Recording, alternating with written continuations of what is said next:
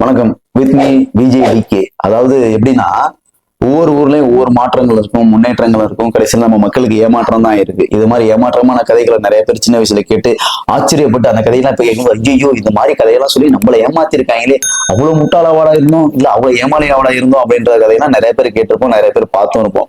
ஆனா இப்பயும் பாத்தீங்கன்னா நிறைய பேர் நிறைய நம்புற மாதிரி கதை சொல்லி நம்மள நிறைய இடத்துல ஏமாத்திட்டு தான் இருக்காங்க. எல்லாரும் என்ன ஏமாத்துறாங்க. சோ அந்த மாதிரி நம்புற மாதிரி கதைகள், ஏமாற்றமான கதைகள்லாம் என்னதான் இருந்தாலுமே நம்மளுக்கு ஒரு ஏமாற்றம் கொடுக்கக்கூடிய கதையா இருந்தாலும் சரி, ஒரு கற்பனை கதையா இருந்தாலும் சரி, நம்மளுக்கு அந்த இடத்துல ஒரு ஆச்சரியத்தையும் ஒரு ஆர்வத்தையும் தோன்றுது. நம்ம மைண்ட் அங்க போகுது. ஒரு அழகான ஒரு விஷயத்தையும் அந்த டைம்ல நமக்கு ஒரு சந்தோஷத்தையும் கொடுக்குது. ஆனா நம்மளோட சந்தோஷம் யாரையுமே எந்த விதத்திலுமே ஒரு துன்பப்படுத்திடக்கூடாது. இன்னொன்னு பாத்தீங்கன்னா, நம்ம சந்தோஷத்துக்காக யாரையுமே கஷ்டப்படுத்திடவும் கூடாது. ஏன்னா ரெண்டுமே ஒண்ணுதான் கேக்குறீங்கன்னா, ரெண்டுமே ஒண்ணுதான். என்ன பெரிய மேஜர் சுந்தரராஜனா இங்கிலீஷ்ல சொன்னா தமிழே திருப்பி சொல்றேன் அப்படின்ற மாதிரிலாம் எதுவும் யாரும் கேட்கக்கூடாது. அப்படி நினைச்சாலும் ஒன்றும் பிரச்சனை இல்லை. ஏன்னா இப்ப மாற்றங்கள் எல்லா விஷயத்திலும் வந்துருச்சு. ஸ்டார்டிங்ல நம்ம சின்ன வயசுல இருந்தப்ப பாத்தீங்கன்னா 4 நாளுக்கு வித்த முறுக்கு இப்ப 5 ரூபாய்க்கு வந்துருச்சு. அதே மாதிரி தேன் மிட்டாய் 4 நாளுக்கு வித்தது இப்ப 5 ரூபாய்க்கு வந்துருச்சு. இப்ப எதுவுமே மாறாத ஒரே ஒரு விஷயம் அப்படியே என்னன்னு பார்த்தோம்னா பூமர் மட்டும்தான். Boom boom boomer, boom boom boomer, boom boom boomer. அப்பெல்லாம் பாத்தீங்கன்னா பூமருக்கு பயங்கரமான விளம்பரம், சக்திமான் மாதிரி சூப்பர்மேன் மாதிரி ஒருத்தர் பூமராலே வருவார் எலாஸ்டிக்ல அப்படின்ற மாதிரி டிவி எல்லாம் பயங்கரமா விளம்பரம் கொடுத்து அந்த பூமர் ஆடு போயிட்டு இப்ப வரைக்கும் எனக்கு தெரிஞ்சு நான் போல இத்தனை வருஷத்தை சொல்ல மாட்டேன், வருஷத்தை சொன்னா நீங்க வயசை கண்டுபிடிச்சிருங்க. அதனால வருஷத்தை சொல்லாம பூமர் இத்தனை வருஷமா ஒரே ஒரு ரூபாயில தான் இருக்கு அப்படின்னு சொல்லிட்டு நம்ம விஷயத்துக்குள்ள போவோம். எல்லாருக்குமே கதை கேட்கறது ரொம்ப பிடிக்கும். சின்ன வயசுல நிறைய கற்பனை கதைகளும் கேட்டிருப்போம், உண்மையான கதைகளும் கேட்டிருப்போம், வரலாற்றுல இடம் பிடிச்ச கதைகளும் கேட்டிருப்போம், சிறப்புமிக்க கதைகளும் கேட்டிருப்போம். அப்படிப்பட்ட கதைகள்ல இது ஒரு வரலாற்று சிறப்புமிக்க ஒரு கதை தான் அப்படின்னு சொன்னா எல்லாருக்குமே கதை கேட்க பிடிக்கும் அப்படின்றத நான் நம்புறேன். அதே மாதிரி நீங்களும் கதை கேளுங்க. கதை கேட்க ரெடியாடா. இது ஒரு குட்டி ஷோ தான், அதனால குட்டியா சொல்லிட்டு போறேன். ஏன்னா எப்படின்னா, அந்த காலத்துல காதல் அப்படிங்கிறது கண்ணால பார்த்த காதல், காதால கேட்ட காதல், கண்ணால பார்க்காமலே காதல பேசிக்கிட்ட காதல்லாம் இருக்குது.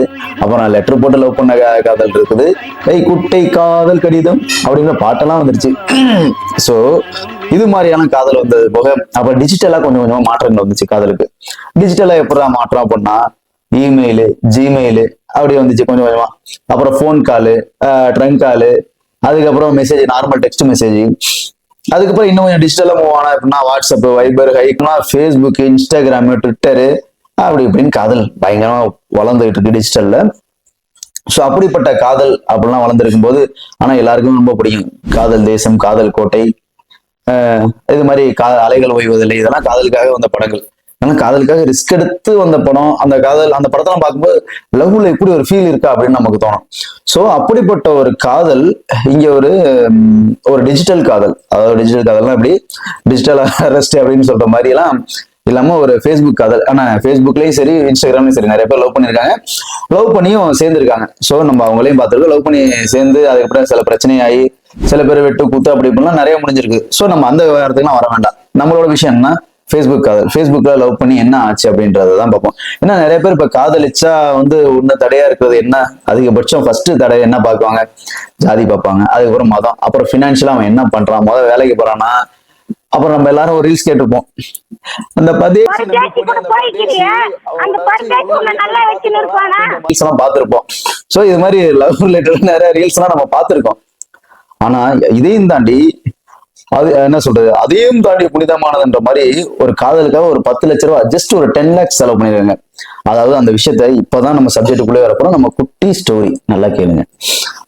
அதாவது மேற்கு வங்க மாநிலத்துல பாத்தீங்கன்னா ஹவுரா டிஸ்ட்ரிக்ட்ல பாத்தீங்கன்னா சங்கரேல்ன்ற ஒரு பிளேஸ்.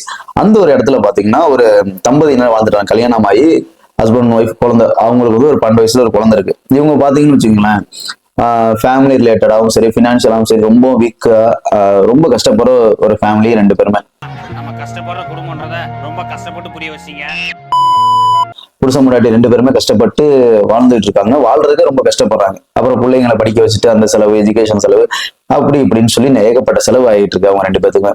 இப்படிலாம் ஆகிட்டு இருக்கும்போது என்ன பண்றாங்க, ஒரு கட்டத்துக்கு மேல அவங்க மனைவி இதை பொறுக்க முடியாம, எங்க இது மாதிரி ரொம்ப கஷ்டமா இருக்கு, எல்லாருக்கிட்டையும் மரியாதை இல்லாம இருக்கு, எங்க போனாலும் கையில காசு இல்லாம ரொம்ப அசிங்கமா இருக்கு, வேலை சாப்பாட்டுக்கு கூட ரொம்ப கஷ்டமா இருக்கு அப்படின்னு சொல்லி அந்த இது பத்தாதுன்னு நமக்கு ஒரு 12 வயசுல பொண்ணு இருக்கு, அவளை படிக்க வைக்கணும், அவளுக்கு கல்யாணம் பண்ணணும், சீர் செய்யணும், காது குத்து, அப்படி இப்படி ஏகப்பட்ட விஷயத்த சொல்லி அவரை கிட்னி வித்துடலாங்க, வீட்டில் கொஞ்சம் கஷ்டமா இருக்கு அப்படின்னு சொல்லி கொஞ்சம் பிரெயின் வாஷ் பண்றாங்க. அவரு என்ன பண்றாரு, ஐயா எனக்கு இருக்கு 2 கிட்னி, அதுல ஒன்ன கொடுத்துட்டு என்ன பண்றது, திடீர்னு செத்து போயிட்டு நான் என்ன பண்ணுவேன்ற மாதிரி நம்மளால மரண பிடிச்சிட்டு இருந்தாருக்காப்புல. கொஞ்சோண்டு சட்னி வேணா தரேன், நக்கிட்டு போறீங்க. சரி ஓகே, இப்படிலாம் போக போக போக போக ஒரு நாள் என்ன பண்ணா, ஒரு கட்டத்துக்கு மேல ஒய்ஃப் வந்து அவரை சமாதானப்படுத்திட்டாங்க. ஓகே அப்படின்ட்டு அவரும் ஓகேடா ரைட்டா இந்த கிட்னி எடுத்துட்டு சட்னியை கொடுவோண்டா கதையா, கிட்னி எடுக்க ஒத்துக்கிட்டாப்புல. அப்புறம் இவங்க தேட ஆரம்பிச்சிட்டாங்க. என்ன எப்படி தேடுறாங்க தெரியுமா, தேஜ படத்துல மாதன் ஹீரோயினை தேடுற கதையா, இந்த கிட்னி விற்கிறதுக்கு ஏஜென்ட் தேட ஆரம்பிச்சிட்டாங்க. ஒவ்வொருத்தரா தேட ஆரம்பிச்சு கடைசியில ஏஜென்ட்டையும் பிடிச்சாங்க. ஏஜென்ட்டையும் கேப்சர் பண்ணி அதுக்கப்புறம் ஒரு ஹாஸ்பிட்டல்ல போய் சர்ஜரி பண்ணாங்க. கிட்னி வைத்து ஒரு 10 லட்ச ரூபாய்க்கு விலை பேசி முடிச்சிட்டாங்க. பைசா வசூல்ல ஃபுல்லா 10 lakhs வாங்கிட்டாங்க, கையில வித்ட்ராவல் பண்ணிட்டாங்க எல்லா பணத்தையும். ஸோ கிட்னியும் வித்தாச்சு, பணத்தையும் வாங்கியாச்சு. இந்த மனைவி என்ன பண்ணாங்க, தன்னோட கணவனை கூட்டிகிட்டு போறாங்க. இந்த மாதிரி வீட்டுக்கு போயிட்டு என்ன அதுக்கப்புறம் தான் ஃபேமிலிக்காக கிட்னி வித்தவரை தான் ஒய்ஃப் வந்து எப்படி தாங்கணும், அது மாதிரி ஒரு தாங்கிட்டு போய் வீட்டுல உட்கார வச்சு பாத்துக்கிறாங்க. நீ இனிமே எங்கேயும் வெளில போக கூடாது, வீட்லயே இருங்க, எந்த வேலையும் பார்க்க வேணாம், நானே உங்களை பாத்துக்கிறேன் அப்படின்ற மாதிரி ஒய்ஃப் சொல்றாங்க ஹஸ்பண்டுக்கு.